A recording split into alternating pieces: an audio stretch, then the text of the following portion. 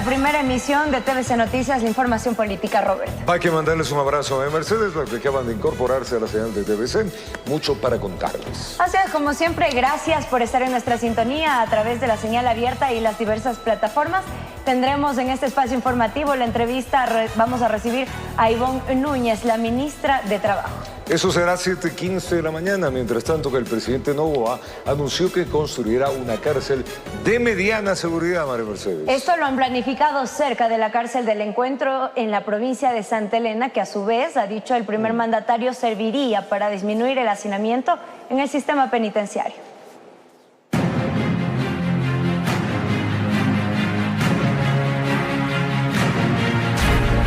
La cárcel del Encuentro, ubicada en la comuna Juntas del Pacífico en Santa Elena, tiene un avance de construcción entre el 35 y 40%, según detalló el presidente Daniel Noboa. Sin embargo, adelantó el traslado de reos ante el riesgo de posibles ataques. Cerca de ahí se levantará otro centro penitenciario, pero de mediana seguridad. Así lo afirmó el primer mandatario en una entrevista radial. Para aproximadamente 15.000 personas. ¿En qué tiempo? Porque tenemos... Sí, en este momento tenemos 7.000 en hacinamiento, sí. entre 6.000 y 7.000 en hacinamiento. Y no solo el problema es el hacinamiento, es que muchas cárceles nunca se arreglaron. El ministro del Interior, John Reinberg, ha dicho que el sistema es diferente. No hay guías penitenciarios, sino que el bloque de seguridad toma el control. Además, utilizan inteligencia artificial para reforzar la seguridad. Con esto también buscan impedir los privilegios y la comunicación de cabecillas de las organizaciones delictivas. Economato no existe en la cárcel del Encuentro. El economato fue lo primero que, como una cárcel de máxima seguridad. Los alimentos para llegar tienen que pasar un sistema de seguridad tecnológica y aparte el preso tiene que permanecer en su celda. Ya no hay la celda abierta para que pasen por los corredores, todos están mezclados. Se acabó, este pabellón es de los lobos, este pabellón es de los choneros. Y que la otra cárcel tendrá similares características de seguridad.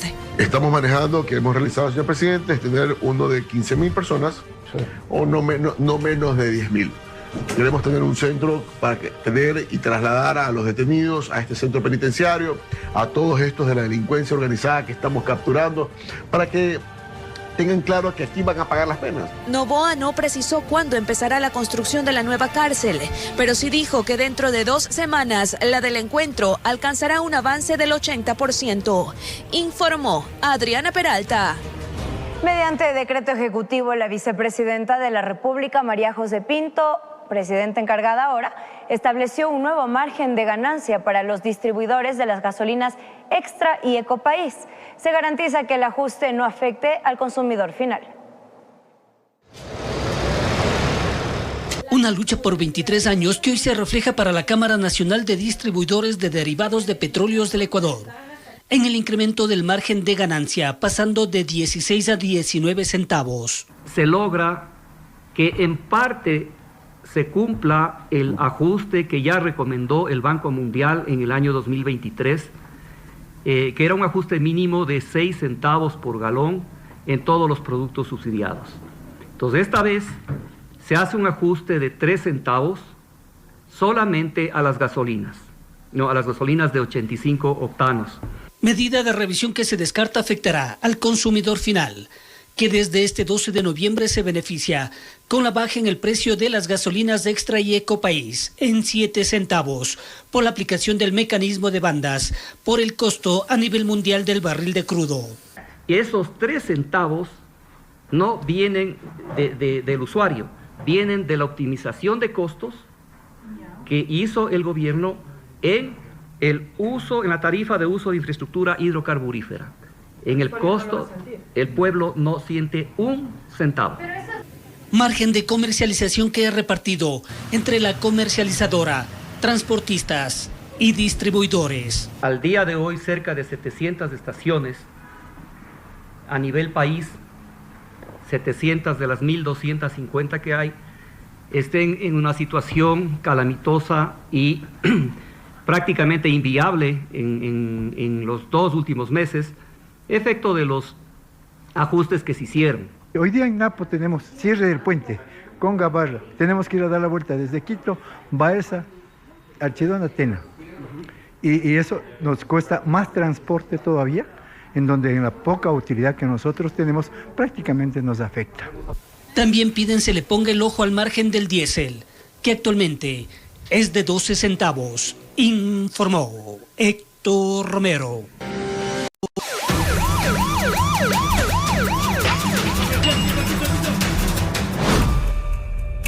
La Operación Guayaquil Tregua Cero avanza exitosamente en su lucha por desarticular estructuras delictivas, neutralizar a cabecillas y recuperar los espacios públicos ciudadanos. Hasta ahora, los más de 6.000 efectivos del bloque de seguridad desplegados han ejecutado 2.450 operativos, dejando como resultado 318 personas detenidas, 159 kilos de droga decomisados, 65 armas incautadas, 205 automotores retenidos, 96 automotores recuperados. Nosotros vamos a continuar trabajando con la misma entrega, con el mismo sacrificio, con la misma firmeza y la misma contundencia. Para los delincuentes solamente habrá la cárcel o el infierno, y para la ciudadanía el bienestar que tanto se merece. La meta es clara: restablecer la paz y recuperar la seguridad de todas las familias ecuatorianas.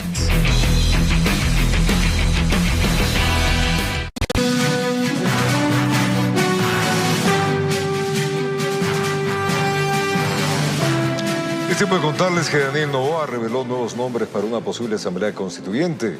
Un equipo que integre figuras con perfil político, militar y jurídico que reflejen la estrategia del gobierno para consolidar su visión de país en esta nueva constitución. Hay perfiles muy buenos que hemos visto también en el legislativo, hemos visto también perfiles muy buenos que son juristas, que son empresarios, que les gustaría ser parte. El presidente Daniel Noboa continúa delineando el mapa político de una eventual asamblea constituyente. En una entrevista concedida a un medio radial, el mandatario mencionó nuevos nombres que podrían integrar la lista de candidatos promovidos por el oficialismo. Un ejemplo que tiene mucho conocimiento en el área militar, en el área de Fuerzas Armadas, y pues tiene un equipo de constitucionalistas específicamente para eso, el almirante Vela, que fue comandante de las Fuerzas Armadas. Él sería un gran perfil. También pues José de la Gasca puede ser un gran constituyente. Natalie Morillo, que es vicepresidenta de la Comisión de Fiscalización. Respecto a los nuevos nombres señalados por el primer mandatario, el analista político Lolo Echeverría los calificó como perfiles lógicos dentro de la estrategia oficialista. El exministro de Gobierno ha sido muy útil para el gobierno en lo que ha planteado. Él ha sido utilizado para plantear incluso algunas reformas, para sembrar algunos temas en la opinión pública, y lo ha hecho ya incluso respecto de la Asamblea Constituyente. Y todas las demás figuras tienen el mismo perfil, es decir, muy fieles al presidente de la República, entregados totalmente a la causa que plantea el presidente de la República, y creo yo que han tenido también un buen perfil con los medios de comunicación. Y sobre los nombres que el presidente había mencionado previamente, Anabela Asín, Nils Olsen y Diana Salazar, consideró que el presidente ha apostado por una alta convocatoria electoral. Son tres nombres que tienen muy buen perfil, muy alto perfil y un apoyo popular bastante importante. La presencia de figuras con experiencia técnica, militar o jurídica puede garantizar un debate informado y responsable, destacando la pluralidad de una posible asamblea constituyente, informó Miguel Ángel Bedoya. El país se prepara para un nuevo momento político. Si gana el sí en la consulta popular de este domingo, Ecuador deberá elegir a los asambleístas encargados de redactar una nueva Carta Magna. Varios expertos opinan sobre los perfiles que deberían tener los constituyentes.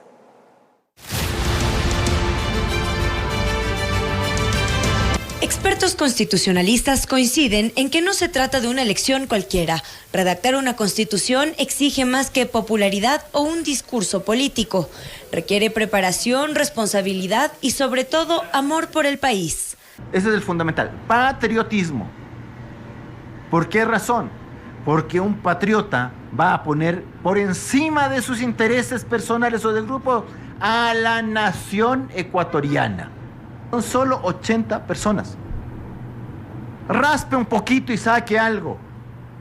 Ahora no se le vaya tampoco a ocurrir poner a alguien que está aquí y se le pasa al otro lado. Pues, o sea, ya. Eso también es deshonesto con el elector, el camisetero. Consideran que los perfiles deben ser más técnicos que políticos y que la experiencia en temas constitucionales será clave, pero no indispensable. Las constituciones son normas generales que incluyen reglas que regulan diversos ámbitos de la actividad del Estado y de la actividad privada. Entonces ahí se requiere gente, por ejemplo, con un perfil que maneje temas de salud, que maneje temas de educación, que maneje temas de ciencia y tecnología, va a ser fundamental. Gente que maneje aspectos de administración pública.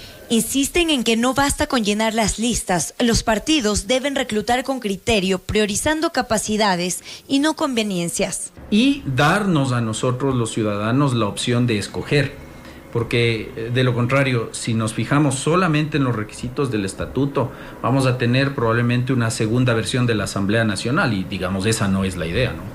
Los expertos advierten que las primarias no pueden ser una simple formalidad partidista y que deben ser tomadas con absoluta seriedad. Lo neurálgico va a ser que las organizaciones políticas hagan un trabajo de, en algunos casos, de democracia interna para seleccionar los cuadros que se supone, en virtud de lo que establece el mismo Código de la Democracia, deberían haber formado como militantes o como adherentes y de ahí extraer candidaturas las más aptas e idóneas posibles. Pero también yo creo que un trabajo de reclutamiento, probablemente no de gente que milita en las organizaciones políticas, pero que de algún modo pudiese aportar a las propuestas que cada organización política va a tener. El problema son los requisitos. Se exigen los mismos requisitos para ser parte de la Asamblea Nacional, tan solo 18 años de edad, ser ecuatoriano y estar en goce de los derechos políticos. Eso hace que la calidad de representación no sea la óptima. Yo habría preferido que los requisitos sean más exigentes. Creo que el presidente de la República no se arriesgó por temor a que la Corte Constitucional no dé paso a su pregunta. Lo que es claro es que de esta eventual asamblea constituyente dependerá el futuro político de nuestro país, informó María Mercedes Granda. Vamos a retornar al Consejo Nacional Electoral. Héctor Romero está en ese punto desde muy temprano. Hoy día empieza el trajinar electoral con el voto de los privados de libertad. Héctor, ya estás dentro del Consejo. Novedades, ¿a qué hora comienza el acto de inauguración? Gracias, Robert. Amigos televidentes, muy buenos días. 7 de la mañana con 8 minutos. 7:30 de la mañana está previsto lo que será la inauguración del voto de las personas privadas de la libertad. Aquí en el auditorio del Consejo Nacional Electoral podemos ver que todo se está poniendo a punto, alistando la mesa central donde van a estar las principales autoridades del Consejo Nacional Electoral, como también del Servicio Nacional de Atención Privadas de la Libertad. 7:30 de la mañana, ya el voto de las personas privadas de la libertad. Por aquí también podemos observar a miembros del ejército ecuatoriano. Vamos a conversar. Le molesto, muy buenos días. Mucho gusto, estamos en vivo para Televicentro. ¿Acudiendo usted a esta invitación para lo que va a ser el voto de las personas privadas de la libertad? Sí, afirmativo, apoyando siempre para lo que es los procesos electorales. No solamente en esta ocasión, sino en las anteriores, como usted puede ver. ¿Usted está hecho cargo de lo que es la seguridad de aquí del Consejo Nacional Electoral? Normalmente yo me desempeño como oficial de enlace del Comando Conjunto para lo que es el CNE. Y en relación a este día, precisamente, ¿cómo se han preparado en los diferentes centros carcelarios a nivel nacional? Como usted debe saber, hay ciertos centros penitenciarios de privación de libertad que están a cargo de Fuerzas Armadas y de la Policía Nacional. En base a eso se ha preparado un plan para lo que es de contingencias, para lo que es el voto del personal de privados de libertad. Y como ha ocurrido en procesos anteriores, la seguridad no se va a permitir el ingreso precisamente de los medios de comunicación al ingreso en los centros carcelarios. Más bien va a ser solo delegados del Consejo Nacional Electoral, me imagino. De lo que tengo entendido, personal del Consejo Nacional Electoral, personal del SNAI, como es debido, y también miembros servidores policiales, por seguridad. Usted sabe que lo acontecido recientemente en Machala, entonces hay que evitar cualquier situación. De Machala tiene más información. ¿Usted qué va a pasar allá? ¿Va a ver este proceso de votación o no? Realmente parece no está a cargo de la Policía Nacional ese centro. Ok, ¿me recuerda su nombre, por favor? Teniente Coronel Mantilla Fernández. Muy amable, gracias. Ahí tenemos declaración de un miembro del ejército ecuatoriano en torno a cómo se va a desarrollar, cómo se están preparando este día precisamente las Fuerzas Armadas para lo que va a ser el voto. Recordamos, son 9.078 personas privadas de la libertad sin sentencia condenatoria ejecutoriada que este día van a tener acceso precisamente a las urnas para decidir sobre el referéndum y consulta popular. Compañeros, ustedes con más información, estudios, muy buenos días. Gracias, mi querido Héctor. Así comenzamos ya estas horas previas a las votaciones, al referéndum de domingo, y que evidentemente pues conllevan la atención del país entero. Vamos a una pausa, ya venimos con más.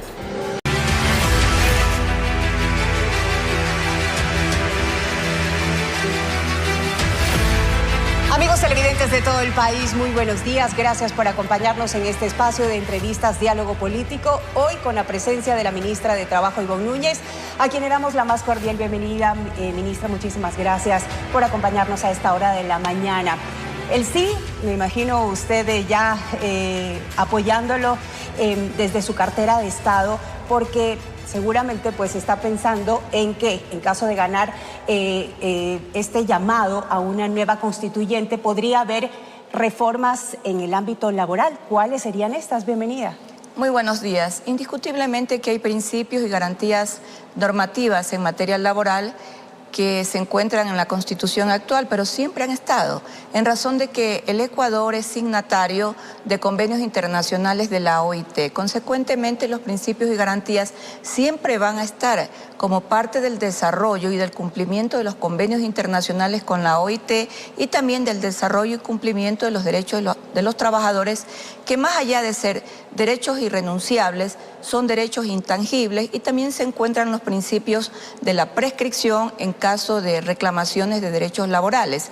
Prescripciones que evidentemente en la Constitución de la República se han encontrado siempre y que se modulan en el Código de Trabajo en relación que hay prescripciones que son prescripciones especiales, pero también hay prescripciones en materia laboral que se mantienen intactas. Hay derechos que son imprescriptibles, como por ejemplo el derecho al reclamo a la jubilación, el derecho al reclamo al pago de derechos que se deben consignar en el Instituto Ecuatoriano de Seguridad Social, como son los pagos del equivalente al concepto del fondo de reserva, que desde el año 2015 también se pueden mensualizar. Sin embargo, vamos a mantener, porque más allá de que sean también convenios internacionales, los derechos de los trabajadores son derechos que siempre deben ir en la línea de la progresividad.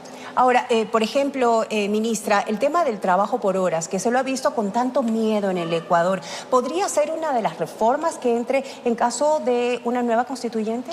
La Constitución de la República tiene algunos conceptos que son errados, pero siempre el Código del Trabajo, que ha tenido un sinnúmero de modificaciones, de reformas a sus títulos, ha tenido reformas también a los artículos, a conceptos, ha ido modulando durante muchos años las diversas maneras de contrataciones. El contrato a tiempo parcial se encuentra en el Código del Trabajo en el artículo 82, pero el Código Civil, que es más antiguo incluso que el Código del Trabajo, tiene diversas formas de contratación que se vienen realizando en el Ecuador, sobre todo aquellas contrataciones que en materia civil se efectúan para contratos que son por especialización, y existen también en mandatos constituyentes varias modalidades de contrataciones laborales. Es decir, la gama de contratación laboral en el Ecuador se encuentra vigente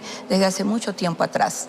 Ministra, ahora también estamos ya a tiempo de fijar un nuevo salario ya para el año, el salario básico unificado para el año 2026. ¿En qué etapa nos encontramos? ¿Ya ha habido un acercamiento entre trabajadores, empleadores, como para ir revisando este tema y fijar un monto?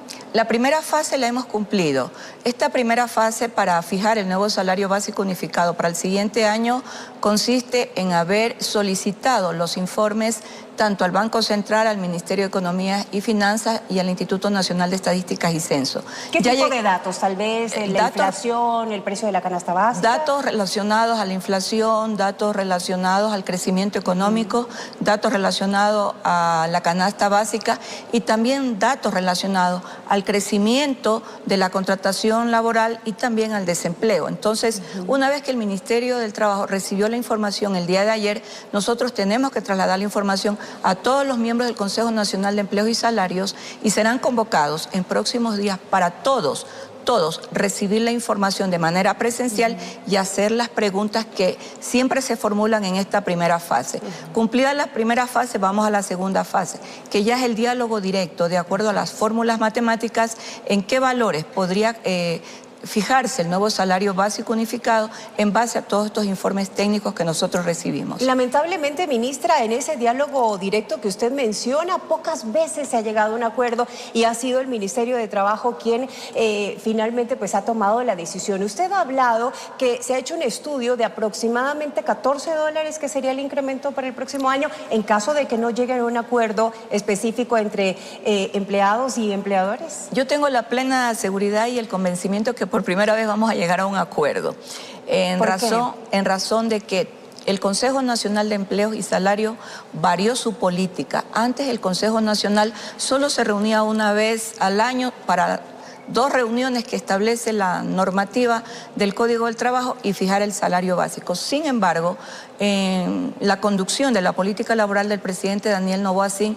nosotros hemos mantenido una cercanía permanente. El Consejo se reúne cada 2 meses. Hemos visto cómo se ha ido incrementando el contrato laboral para los jóvenes, cómo ha sido la efectividad de la vigencia tanto de la ley de contrato para jóvenes como la vigencia de la ley de contratación para mujeres en el caso de la ley Violeta. Esto nos ha permitido ir conociendo el desarrollo de los procesos de exportación, ir viendo el crecimiento de los procesos de exportación, el crecimiento del comercio internacional. Es decir, un poco una cercanía que nos puede llevar en esta ocasión a tener primero conciencia de lo que realmente significa un salario básico unificado. Es muy importante. A partir de este salario básico, pues también hay otros rubros que varían, por ejemplo, las pensiones alimenticias, ¿no? El salario básico unificado es un salario que determina lo que usted acaba de decir,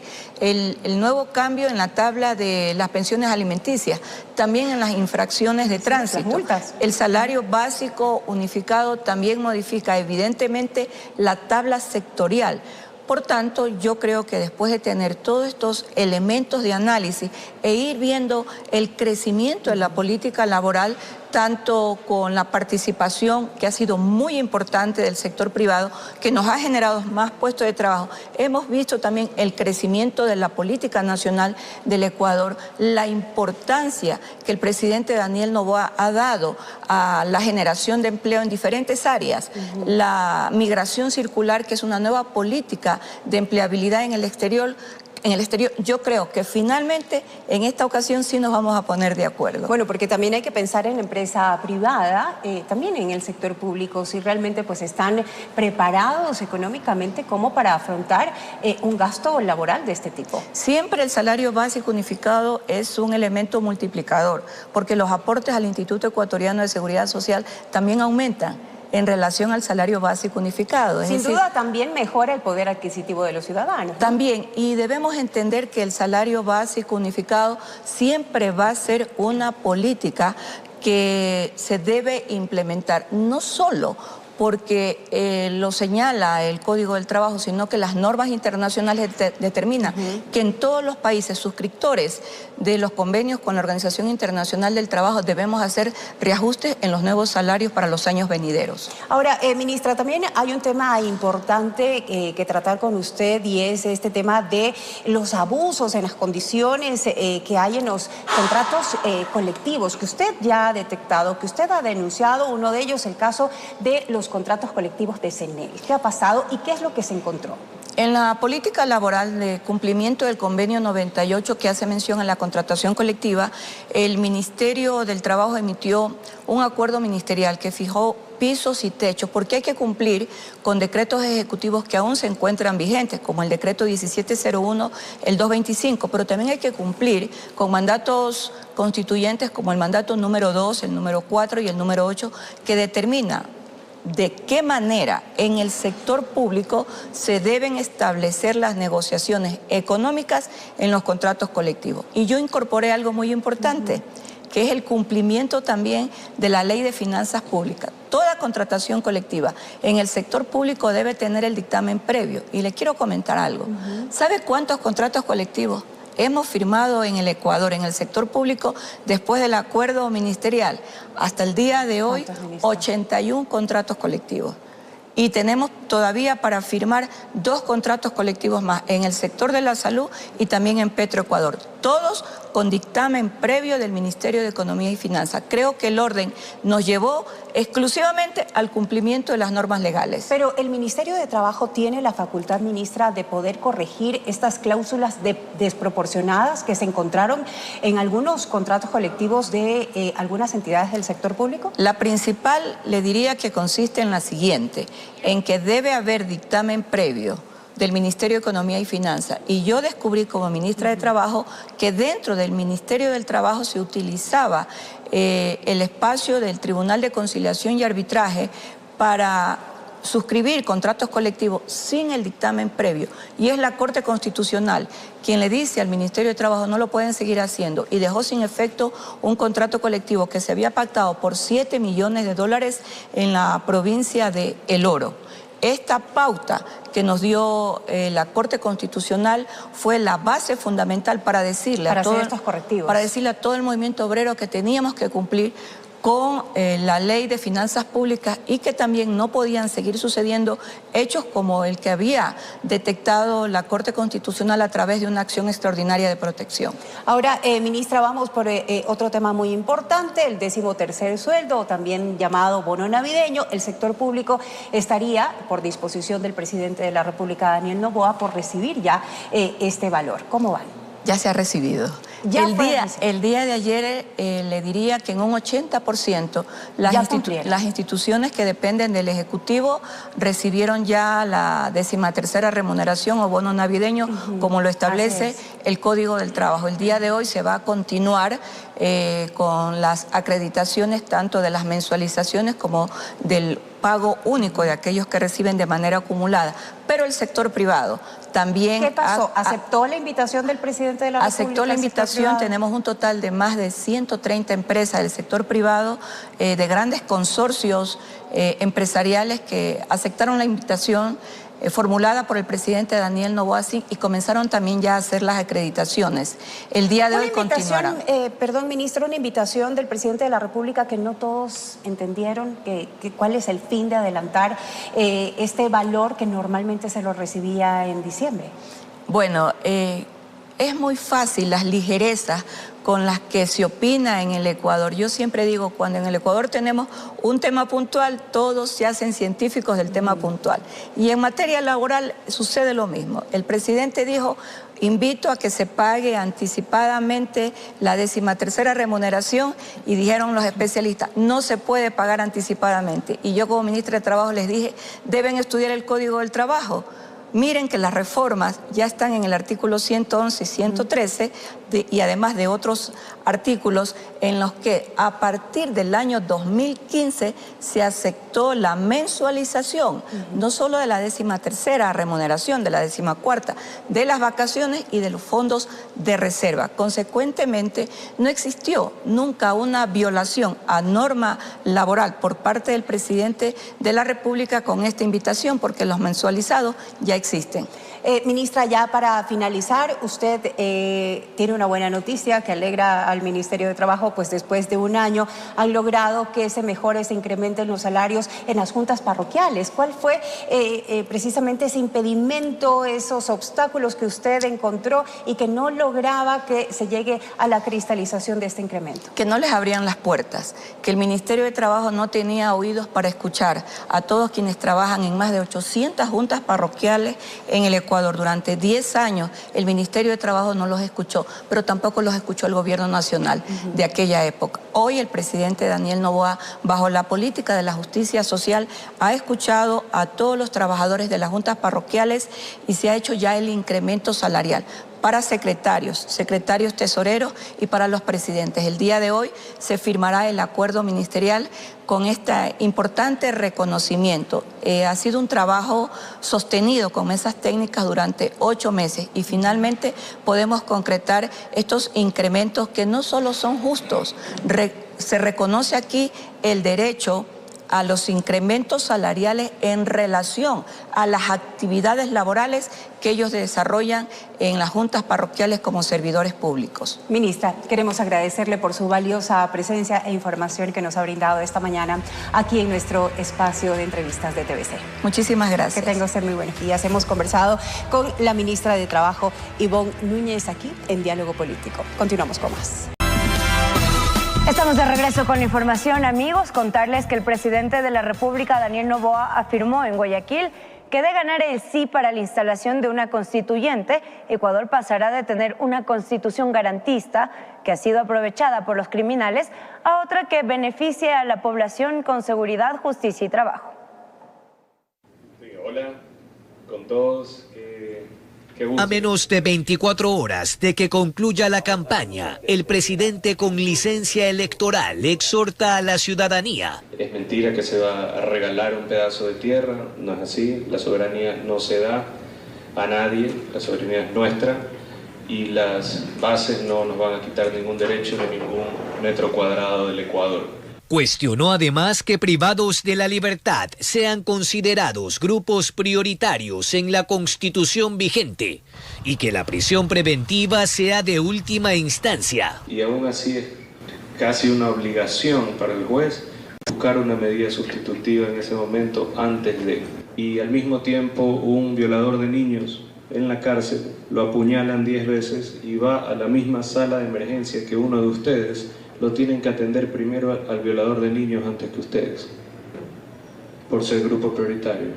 También a la Corte Constitucional por asumir una postura de plenos poderes, según lo que se ventile. Que no tiene ningún control y ningún interés de que lo controlen y tira abajo una ley de seguridad o una ley de inteligencia o una ley de protección a víctimas de violencia. Frente a las inquietudes electorales, durante una entrevista en una estación de FM, garantizó que las conquistas laborales no se tocan. No, sería una regresión de derechos. Participó en un conversatorio con becarios de un instituto tecnológico.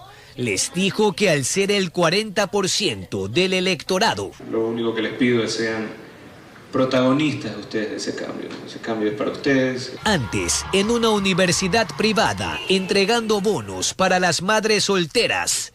En otros temas, defendió la gestión de Edgar Lama, presidente del Consejo Directivo del IES. Como no pueden ir a pedirle algún chanchullo que les derive más, que los ayude más, obviamente que lo odian y quieren ver cualquier otro, a ver si es que a otro le llegan. Informó Jorge Escobar. Ecuador está a la espera del pronunciamiento de la Corte Internacional de Justicia sobre acciones legales presentadas por el gobierno mexicano en el caso del ex vicepresidente Jorge Glass. Esto no podría significar que el gobierno ecuatoriano le pueda obligar a otorgar un salvoconducto para que Glass deje la cárcel y pueda viajar a dicho país. El ex vicepresidente Jorge Glass vuelve a ser noticia, en especial por su traslado a la nueva cárcel del Encuentro, algo criticado por unos y aplaudido por otros. El internacionalista Esteban Santos ve una sola salida. Pero así quisiera el presidente Noboa, algo que, insisto, solo para hacer el argumento al reductio de absurdum, decimos los abogados, solo para llegar al extremo. No depende del presidente, porque esta es una decisión judicial que está en firme. Entonces, el pensar que hay un gobierno, un ejecutivo que se puede ir por encima del judicial para sacar a una persona que está en una cárcel de máxima seguridad, para enviarle a un país en donde no tenemos ningún tipo de relaciones diplomáticas, ni siquiera consulares, es un absurdo en sí mismo. Recordemos que México en primera instancia le otorgó a Glass asilo político, a la espera que la Corte Interamericana de Derechos Humanos avale el mismo, lo que no ocurrió. Lo único que resta esperar es el pronunciamiento de procesos judiciales activados en la Corte Internacional de Justicia. Internacionalmente recuerden que México nos demandó a nosotros como Estado y dijo que nosotros habíamos incumplido ciertas obligaciones específicas. Esos procesos ya pasaron por un cierto tipo de audiencias, pero no han tenido todavía la decisión de los juzgadores. Esas decisiones pueden tener repercusiones, sin duda pueden tener repercusiones. ¿Van a obligar al Estado ecuatoriano a que, por ejemplo, otorgue el salvoconducto para que el ciudadano Jorge Glass salga del país? No, simplemente van a decir, mira, tú vulneraste derecho internacional, estas son tus consecuencias de vulnerar derecho internacional. Para Fernando Rojas, no pasaría de un jalón de orejas. Económicas no, unas sanciones tampoco comerciales pueden ser porque no son órganos que están para eso, simplemente para decirnos incumpliste con el derecho internacional, hasta ahí está. Jurídicamente tenemos una persona que tiene a falta de 1 o 2 condenas en firme, que está sentenciado y que está cumpliendo pena. Sin olvidar que en días pasados, la Corte Interamericana concedió medidas provisionales a Glass para que se garantice su salud física y mental. Entonces el gobierno, estoy de acuerdo, tiene la obligación de responder, oiga, ¿qué seguridad se le está dando? ¿Qué privilegios, qué condiciones, cómo estamos garantizando precisamente estas normas mínimas de responsabilidad a los derechos humanos? A la condena por asociación ilícita en el caso Odebrecht y cohecho en sobornos, se sumó otra contra Glass por peculado en la reconstrucción de Manabí, informó Héctor Romero. 7:40 de la mañana, vamos con Héctor, él está en el Consejo Nacional Electoral. Héctor, buen día, y ya comienza pues la sesión con la cual se da la apertura para que los privados de libertad comiencen a hacer el voto. Héctor, adelante. Concluyo manifestando. Gracias. En efecto, aquí en el Consejo Nacional Electoral, en el auditorio, se está llevando a cabo lo que es la inauguración de las personas privadas de la libertad. Está haciendo uso de la palabra precisamente el vicepresidente Enrique Pita. Vamos a escuchar lo que es la inauguración del voto de las personas privadas de la libertad que se va a desarrollar a nivel nacional. En el momento han hecho posible que hoy declaremos inaugurado esta jornada electoral. Bienvenido. Muchas gracias. Escuchábamos las declaraciones del vicepresidente Enrique Pita. Recordarles que son 9.078 personas privadas de la libertad sin sentencia condenatoria ejecutoriada, habilitadas para sufragar en 20 provincias. Vamos a escuchar al director del SNAI.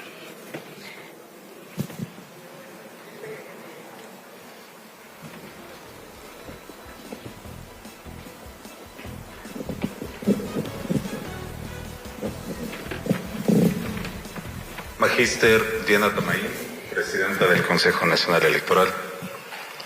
Ingeniero Enrique Pita García, vicepresidente del Consejo Nacional Electoral.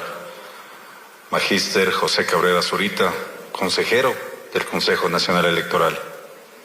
Abogado Fabián Aro Aspiazu, director de la Delegación Provincial Electoral de Pichincha. Vocales de la Junta Provincial Electoral de Pichincha y de la Junta Especial del Exterior. Coronel Hugo Avilés, director del Instituto Geográfico Militar, autoridades civiles, policiales, militares que hoy nos acompañan, representantes de las organizaciones políticas y sociales, estimados compañeros de los medios de comunicación. Es un honor participar en esta jornada democrática que marca un hito trascendental para el Ecuador. Como Servicio Nacional de Atención Integral a Personas Privadas de Libertad y Adolescentes Infractores, celebramos y respaldamos firmemente el desarrollo de este proceso, que reafirma un principio fundamental del Estado de Derecho, dejando en evidencia que los derechos no se suspenden con la privación de libertad. Gracias por el compromiso firme del Consejo Nacional Electoral, liderado por usted, estimada Diana Tamaín, y el trabajo articulado con el Registro Civil en las jornadas de cedulación en los centros penitenciarios, los cuales permitieron que este grupo poblacional pueden ejercer su voto el día de hoy, jueves 13 de noviembre, en 42 centros de privación de libertad en 20 provincias del país. A través de este proceso de cedulación hemos garantizado que más de 1,000 personas privadas de libertad sin sentencia condenatoria ejecutoriada puedan cedularse para ejercer su derecho en voto en esta consulta popular y referéndum. un derecho legítimo amparado por la Constitución que refleja el principio de igualdad ante la ley. Como SNAI, asumimos con responsabilidad nuestra parte en esta articulación. Hemos brindado el acceso, el acompañamiento y las condiciones de seguridad necesarias para que este proceso se lleve a cabo de forma ordenada, transparente, eficiente desde los espacios de privación de libertad. Esta es la información que generamos desde el auditorio del Consejo Nacional Electoral con lo que es la inauguración de las personas privadas de la libertad. 9.078 personas privadas de la libertad sin sentencia condenatoria ejecutoriada. El Guayas es la provincia con mayor número de votantes. Tenemos 4.252, Pichincha 664, Esmeralda 647 y Manabí 579.